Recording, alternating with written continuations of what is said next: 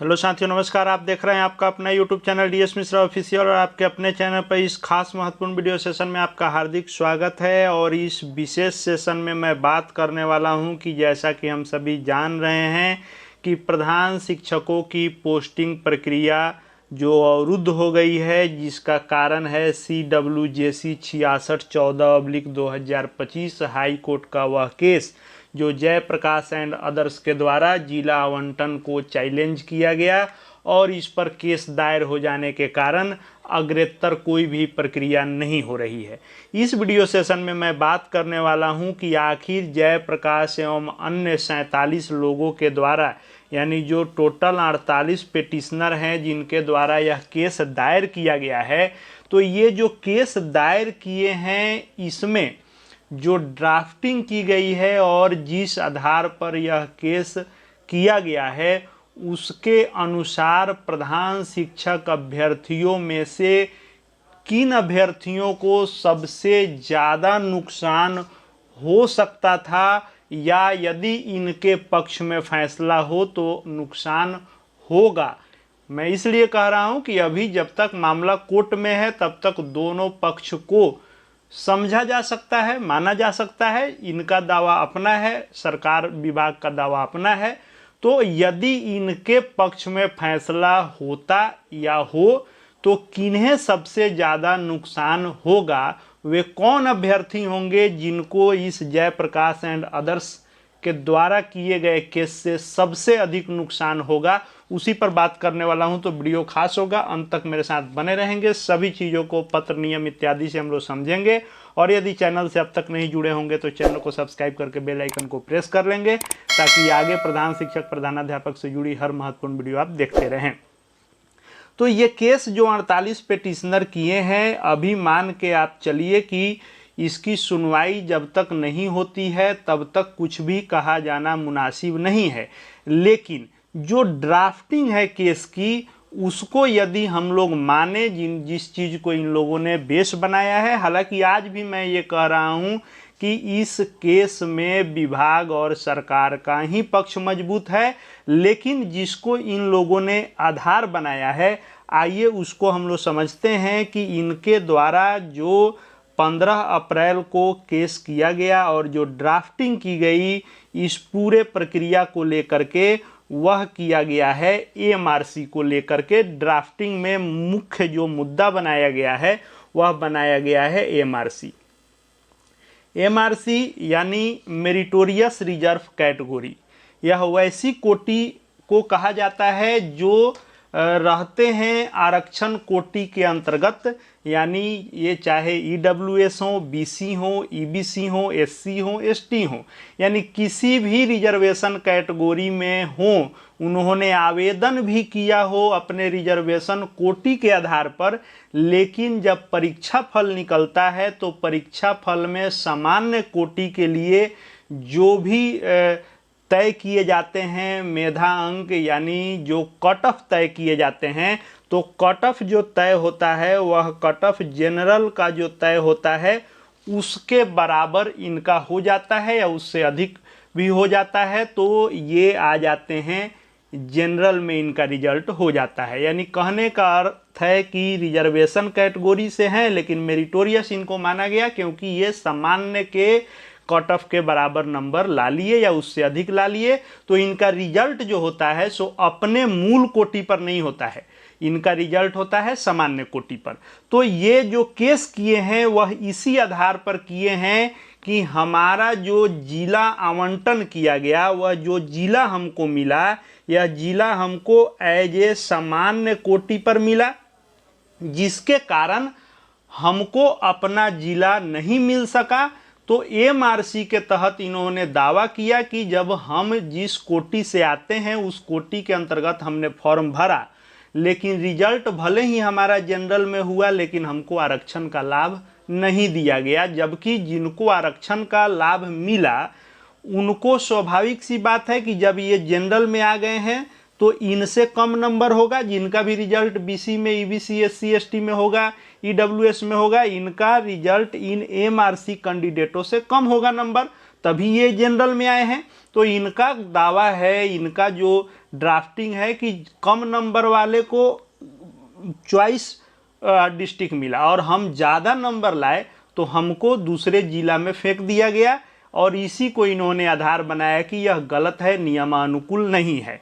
अब बात आती है कि जो एमआरसी के मुद्दे को बना करके और ड्राफ्टिंग में केस किया गया है, यदि एमआरसी के तहत इनके पक्ष में फैसला हो जाता या हो जाए तो किन्हें सबसे ज़्यादा नुकसान होगा? तो सबसे पहले नुकसान तो इस केस से सबको है, चाहे वे जिनको फर्स्ट जिला मिला है वो भी हैं, जो केस किए हैं उनको भी नुकसान है, क्योंकि जब तक बहाली नहीं हो रही है सभी लोगों को नुकसान है। जितने लोगों का रिजल्ट है सभी लोग परेशान हैं, नुकसान सबका है। लेकिन विशेष नुकसान पर जो मैं बात करने वाला हूं, तो जो 32,688 लोगों को जिला आवंटित किया जा चुका, जिसमें प्रथम चॉइस बहुत सारे लोगों को मिला, बहुत लोगों को द्वितीय, कुछ लोगों को तृतीय भी मिला, और 2645 लोग थे जिनको अभी जिला आवंटित नहीं हुआ, फिर से उनसे विकल्प मांगे गए। तो इन 32,688 लोग जिनको जिला आवंटित हुआ या 2645 लोग, इसमें से इस केस के आधार पर किसका नुकसान सबसे अधिक हो सकता है या ये हो जाता यदि इनके पक्ष में फैसला हो, तो आइए उसको हम लोग समझते हैं। ये जो रिजल्ट प्रकाशित हुआ, इस रिजल्ट को जब आप देखेंगे तो सामान्य कोटि की टोटल रिक्ति जो थी, इस पर हम लोग पूरा इसका गणित समझेंगे। सामान्य कोटि की टोटल रिक्ति थी 14,696। सामान्य कोटि में रिक्ति थी 14,696, लेकिन सामान्य कोटि की 14,696 में से मात्र जनरल में रिजल्ट जो है, जो मूलतः जनरल हैं, उनकी संख्या है 3212। यानी 14,696 लोगों में मात्र 3,212 लोग ही जनरल कोटि के हैं। बाकी जो 11,484 ये रिक्ति बची इसमें से, जनरल में से, इन 11,484 रिक्तियों पर, जनरल के रिक्ति पर, इसमें ईडब्ल्यूएस हैं, बीसी हैं, ईबीसी हैं, एससी हैं, एसटी हैं, इनकी संख्या है 11,484। अब इस 11,484 में आप देखेंगे तो इस सामान्य कोटि के 11,484 रिक्ति में जो सब कोटि से मिला करके आए हैं, उसमें ईडब्ल्यूएस से आए हैं 2512 जो आवेदन किए ईडब्ल्यूएस से, लेकिन रिजल्ट हो गया जनरल में। उसके बाद यदि बात करें तो बीसी से इस 11,484 में जो लोग हैं उनकी संख्या है 4,403। जो ईबीसी हैं जिनका रिजल्ट जनरल में है उनकी संख्या है 3,849। उसी तरह से यदि एससी की बात करें तो एससी में जिनका रिजल्ट जनरल में है वैसे अभ्यर्थियों की संख्या है 686, और एसटी की बात कर लें तो 34। इस तरह से ये टोटल 11,484 लोग हैं जिनका रिजल्ट जनरल में हुआ है। अब बात हम करें कि इस ड्राफ्टिंग एमआरसी के अंतर्गत नुकसान किसे होगा सबसे अधिक, तो यदि इनका पक्ष मजबूत हो और इनके पक्ष में फैसला हो जाए तो 11,484 लोगों को सबसे ज़्यादा नुकसान होगा। और ये 11,484 लोग होंगे कौन, तो इसमें ईडब्ल्यूएस होंगे, इसमें बीसी होंगे, इसमें ईबीसी होंगे, इसमें एससी वाले होंगे, एसटी वाले होंगे। यानी जो EWS, BC, EBC, SC, ST के लोग जिनकी संख्या टोटल 11,484 है, उन लोगों को नुकसान होगा सबसे ज़्यादा। अब कैसे, इसको आइए समझते हैं हम लोग। इस रिक्ति को आप देखिए, ये रिक्ति है प्रधान शिक्षकों की। अब इसमें आप देखेंगे तो ईडब्ल्यूएस यानी आर्थिक रूप से कमजोर वर्ग की जो रिक्ति है, उस रिक्ति की संख्या है 3,791। अब इस 3791 जो रिक्ति है EWS की, इसमें से जो जनरल में चले गए हैं तो जनरल में जाने वालों की संख्या है 2512। यानी यदि एमआरसी मुद्दा पर इनका पक्ष मजबूत रहे और इनके पक्ष में फैसला होता तो 2512 लोग जो चले गए हैं जनरल में, इनकी पोस्टिंग होती एज ए EWS होगी। तो 2512 लोग जो 3791 में होंगे जिनका पोस्टिंग एज ए EWS हुआ है, वे लोगों का पोस्टिंग कैंसिल होगा, उनको दूसरा जिला मिलता। अब ये संभव कैसे नहीं होगा उस पर भी बात करूंगा, थोड़ा सा वीडियो लंबा हो सकता है लेकिन सब कुछ इसमें क्लियर करने वाला हूं। फिर आप बात कर ले अनुसूचित जाति की, तो 6069 टोटल रिक्ति थी प्रधान शिक्षक में, जिसमें से 686 लोगों का रिजल्ट हो गया जनरल में। तो यदि ये 686 जो एमआरसी कैंडिडेट हैं, इनकी पोस्टिंग जो है एज ए अनुसूचित जाति के रिक्ति पर होगी, तो ये 6069 जो रिजल्ट है SC कोटि में, इसमें से 686 लोग जिनका रैंक नीचे से होगा, 686 लोग, वे लोग बाहर हो जाएंगे। उनको जो जिला मिला होगा उनको जाना होगा दूसरे जिला में। अब यदि बात कर लें हम अनुसूचित जनजाति की, तो इनकी रिक्ति 393 है, जिसमें से 34 लोग जो है आपको जनरल में इनका रिजल्ट है, ये एमआरसी कैंडिडेट हैं। तो 34 लोग यदि फिर से आ जाएंगे अनुसूचित जनजाति में, तो इनका 34 लोग जो जिनका रिजल्ट अनुसूचित जनजाति में है वे बाहर चले जाएंगे। अब जो दो सबसे बड़ा वर्ग है, कोटि है, जिसको सबसे ज़्यादा संख्या है इफेक्टेड होने का, वह है अत्यंत पिछड़ा वर्ग और पिछड़ा वर्ग। अत्यंत पिछड़ा वर्ग EBC में 6822 रिक्ति है, जिसमें से 3849 लोगों का रिजल्ट एमआरसी में है, यानी जनरल में है। तो 3849 लोगों का जो जनरल पर पोस्टिंग किया गया है, इस केस ड्राफ्टिंग के अनुसार इनकी पोस्टिंग होनी चाहिए EBC में। तो EBC में जब पोस्टिंग होगी तो 3849 लोग जिनका रिजल्ट EBC में है, उन पर प्रभाव पड़ेगा, उनका जिला आवंटन कैंसिल करना पड़ेगा, दूसरे जिला में उनको जाना पड़ सकता है। वैसे ही BC की बात कर ले तो 4549 रिक्ति है, जिसमें से 4549 रिक्ति में से 4403 लोग जो हैं एमआरसी कैंडिडेट हैं। तो ये 4403 का अगर पोस्टिंग पिछड़ा वर्ग में किया जाए तो 146 लोग ही मात्र बचते हैं जो BC में रहेंगे। बाकी को जिला आवंटन कैंसिल करके फिर दूसरा जिला भेजना पड़ेगा या फिर से, यानी सबसे ज़्यादा इफेक्ट इसी में पड़ेगा कि 4549 में 4403 एमआरसी कैंडिडेट ही हैं। उसके बाद यदि बात कर लें बाकी भी 1139 है, तो वैसे ही इसमें भी एमआरसी जो होंगे उन पर असर पड़ेगा। अब हम लोग बात कर लें कि ये शिक्षा विभाग ने ऐसा क्यों नहीं किया, क्योंकि शिक्षा विभाग ऐसा नहीं कर सकता है कि जिनका रिजल्ट एमआरसी में जनरल में है उनको उनके मूल कोटि पर करे। अब इसको इस तरह से समझिए, BC के टोटल लोग पास हो गए 8952, जबकि रिक्ति कितनी है 4549। अब 4403 लोग जनरल में चल गए। अब 4403 लोगों को यदि फिर से BC में पोस्टिंग करेगा विभाग तो 4549 रिक्ति है, तो इस अनुसार 4403 इसमें से घटा दे तो मात्र 146 आदमी का ही रिजल्ट वैलिड रहेगा। बाकी 4403 का रिजल्ट ही कैंसिल करना पड़ेगा, क्योंकि उनका रिजल्ट जब BC में है, IMRC को BC में ला देंगे तो BC वाले कहाँ जाएंगे।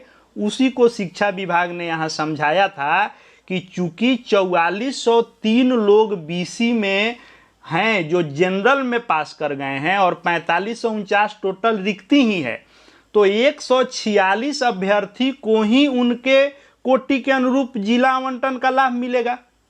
यानी अगर इनकी बात मान ली जाए और जो एमआरसी हैं उनको BC में है तो BC में ही किया जाए, तो जो रिजल्ट BC में पाए हैं वे लोग कहाँ जाएंगे, तो 146 लोगों को छोड़कर बाकी लोगों का रिजल्ट ही कैंसिल हो जाएगा, क्योंकि ये जो रिक्ति है इसमें तो जितना है उतना अपने कोटि में पास हैं ही। जैसे 6069 है तो 6069 ऑलरेडी एससी में पास हैं एमआरसी के अलावे। अनुसूचित जाति में देख लें तो 393 है तो उतना हैं ही पास। फिर यहाँ 6822 पास हैं, 4549 पास हैं, लेकिन इसके अलावे इन लोगों का रिजल्ट है।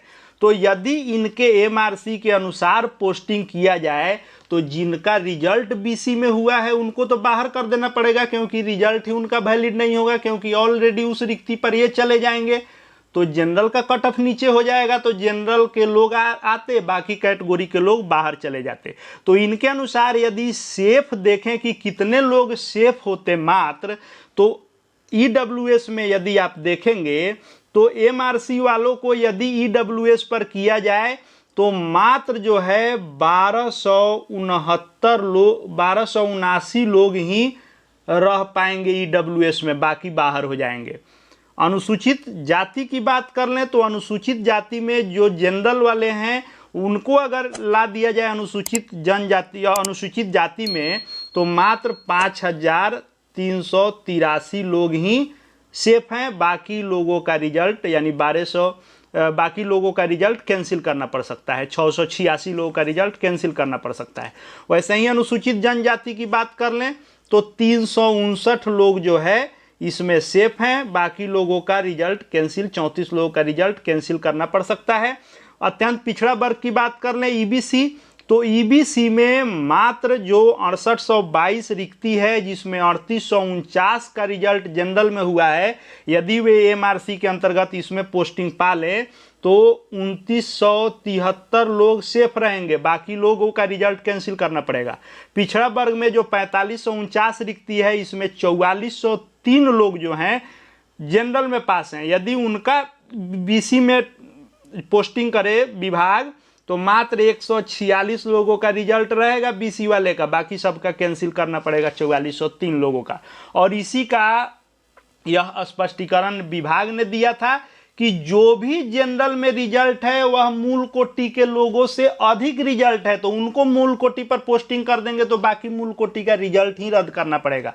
तो इस तरह से जो यह ड्राफ्टिंग है, इस ड्राफ्टिंग के अनुसार 11,484 लोग जिनका रिजल्ट जनरल में हो गया है, 11,484 लोग जो हैं ये यदि आ जाते हैं अपने अपने कोटि में तो 11,484 जो अपने कोटि के हैं उन पर मुश्किल खड़ा हो जाता है। इसीलिए विभाग ने ऐसा नहीं किया है।